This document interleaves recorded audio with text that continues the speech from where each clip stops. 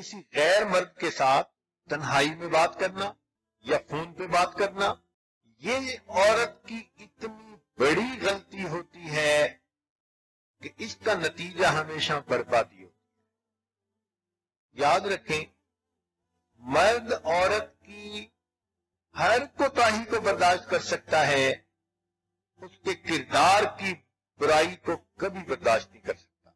تو غیر محرم مرد کے ساتھ گفتگو کرنے سے ایسے گھبرائیں جیسے بچہ کسی شیر کو دیکھ کر یا بلی کو دیکھ کر گھبرا جاتا ہے۔ اس معاملے میں اپنے کردار کو بے داغ رکھیں۔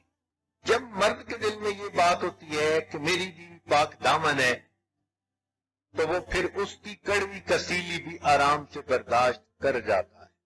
آپ نے دیکھا نہیں کتنی خوبصورت لڑکیوں کو طلاقیں ہوتی ہیں، ان کا سبب یہی مصیبت بنتی ہے۔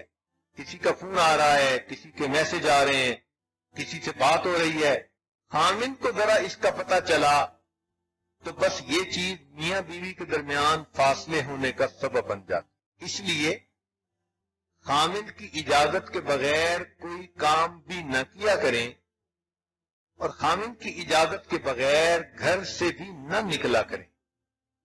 حدیث پاک میں آتا ہے، جو بیوی اپنے خامن کی اجازت کے بغیر گھر سے نکلتی ہے، جب تک لوٹ کر گھر نہیں آتی، اللہ کے فرشتے اس عورت کے اوپر لعنت برساتے رہتے ہیں۔ اور ایک حدیث مبارکہ میں ہے کہ عورت کا خامند اگر کسی جائز بات پر ناراض ہوا اور عورت اس کی پرواہ نہیں کرتی، اس کا خیال ہی نہیں کرتی، جب تک مرد ناراض ہے اللہ تعالیٰ اس عورت کی نمازوں کو بھی قبول نہیں فرماتے۔ حدیث پاک میں غلام کے بارے میں بھی یہی آیا کہ اگر کوئی غلام اپنے گھر سے بھاگ جائے تو جب تک اپنے مالک کے پاس واپس نہ لوٹے اللہ اس کی نمازوں کو قبول نہیں فرماتے۔ تو حقیقت حال کو سمجھ کر دینی زندگی گزاریں گی تو انشاءاللہ یہ جھگڑے ہی ختم ہو جائیں گے۔ تو یہ باتیں تو وہ تھی کہ عام طور پر عورتوں سے جو کوتاہیاں ہو جاتی ہیں، جن پر پھر میاں اور بیوی کے درمیان جھگڑے ہوتے ہیں۔ بلا اجازت کام کرنا یا بغیر اجازت گھر سے جانا، یہ بڑی غلطیوں میں سے غلطی ہے۔ اب ایک حدیث مبارکہ سن لیجئے۔ نبی علیہ السلام کے مبارک زمانے میں ایک میاں بیوی اوپر کی منزل پہ رہتے تھے اور نیچے کی منزل پہ ماں باپ رہتے تھے۔ خامن کہیں سفر پر گیا اور اس نے بیوی کو کہہ دیا کہ تمہارے پاس پیچھے ضرورت کی ہر چیز ہے، تم نے نیچے نہیں اترنا۔ چنانچہ یہ کہہ کر خامن چلا گیا۔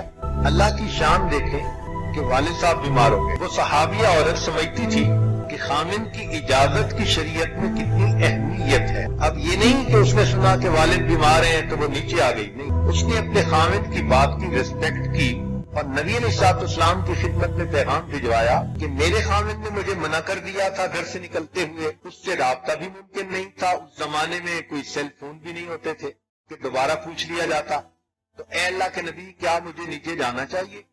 نبی علیہ السلام نے فرمایا کہ نہیں، آپ کے خامن نے چونکہ آپ کو منع کر دیا تو آپ نیچے نہ آئیں۔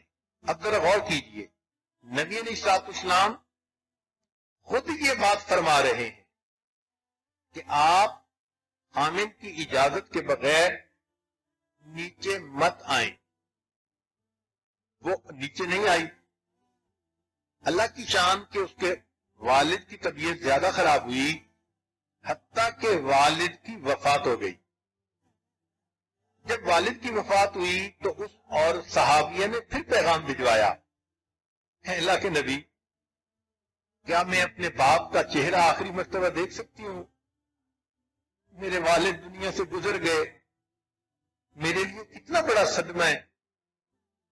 نبی علیہ السلام نے پھر فرمایا کہ چونکہ تمہارے خامن نے تمہیں روک دیا تھا، اس لیے تم اوپر ہی رہو اور اپنے والد کا چہرہ دیکھنے کے لیے بھی نیچے آنا ضروری نہیں۔ وہ صحابیہ اوپر ہی رہی۔ سوچیں اس کے دل پہ کیا گزری ہوگی، کتنا صدمہ اس کے دل پہ ہوا ہوگا۔ اس کے والد کا جنازہ پڑھایا گیا، اور اس کو دفن کر دیا گیا۔ نبی علیہ الصلوۃ والسلام نے اس بیٹی کی طرف پیغام پہنچایا کہ اللہ رب العزت نے تمہارا اپنے خاوند کے حکم کا لحاظ کرنے کی وجہ سے تمہارے باپ کے سب گناہوں کو معاف فرما دیا۔